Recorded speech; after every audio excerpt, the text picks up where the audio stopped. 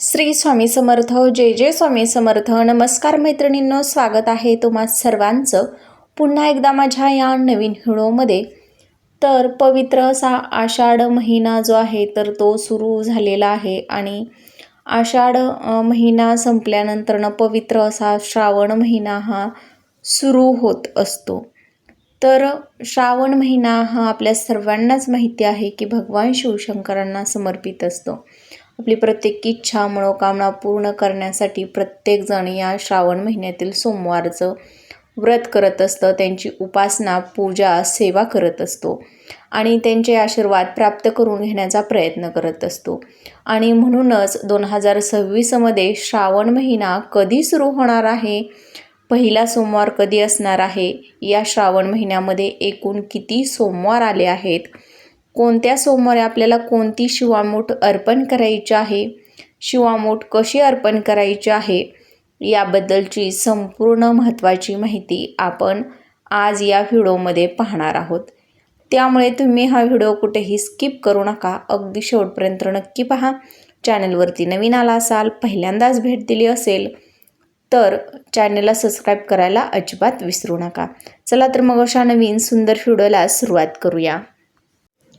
तर पवित्र असा चातुर्मास हा जो आहे तर तो सुरू झालेला आहे आणि चातुर्मासामध्ये भगवान श्रीहरी विष्णू 4 महिने क्षीरसागरामध्ये निद्रावस्थेत असतात आणि संपूर्ण ब्रह्मांडाचं पालनपोषणाचं कार्य जे आहे तर ते भगवान शिवशंकर आणि इतर देवतांकडे असतं.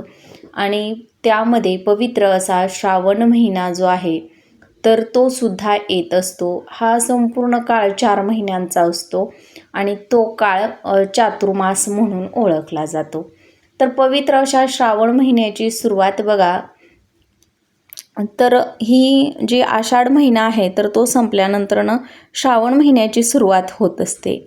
आणि या आषाढ महिन्यातील अमावस्या तिथी बघा जी आहे तर ती 11 ऑगस्ट वार मंगळवार उत्तर रात्री 1:53 सुरू होत आहे आणि बुधवारी 12 ऑगस्ट 2026ला रात्री 11:06 समाप्त होणार आहे. आणि याच दिवसापासून श्रावण महिना जो आहे पवित्र असा तर तो सुरू होत आहे. आणि या श्रावण महिन्यातील जो पहिला सोमवार आहे तर तो 17 ऑगस्टच्या दिवशी आलेला आहे. या दिवशी नागपंचमी हा सणसुद्धा असणार आहे आणि या दिवशी आपल्याला शिवलिंगावरती शिवामूठ म्हणून तांदूळ अर्पण करायचे आहेत.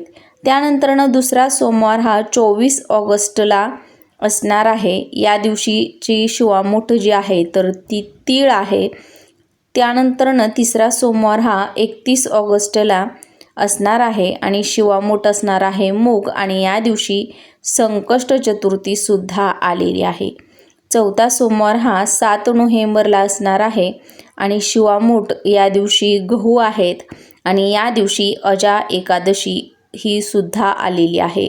आणि हरतालिका तृतीया हा जो सण आहे तर सुवासिनींचा सण 14 नोव्हेंबरला साजरा केला जाणार आहे. तर अशा पद्धतीनं संपूर्ण श्रावण महिन्यामध्ये हे सण आलेले आहेत आणि हे 4 सोमवार यंदा श्रावण महिन्यामध्ये आलेले आहेत.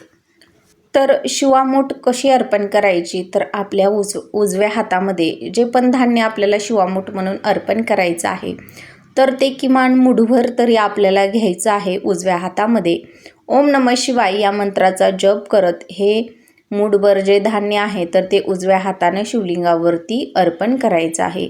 तर प्रत्येक दिवशी म्हणजे बघा सोमवारच्या दिवशी वेगवेगळी शिवामूठ आपल्याला शिवलिंगावरती अर्पण करायची असते आणि याला विशेष प्रकारचं महत्त्व या श्रावण महिन्यामध्ये दिलेलं असतं.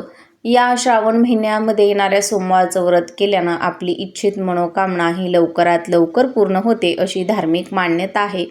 आणि म्हणूनच आपल्याला या श्रावण महिन्यातील सोमवारचं व्रत करायचं आहे आणि अशा पद्धतीनं 4 सोमवारी वेगवेगळ्या शिवामूठ आपल्याला शिवलिंगावरती अर्पण करायचे आहेत.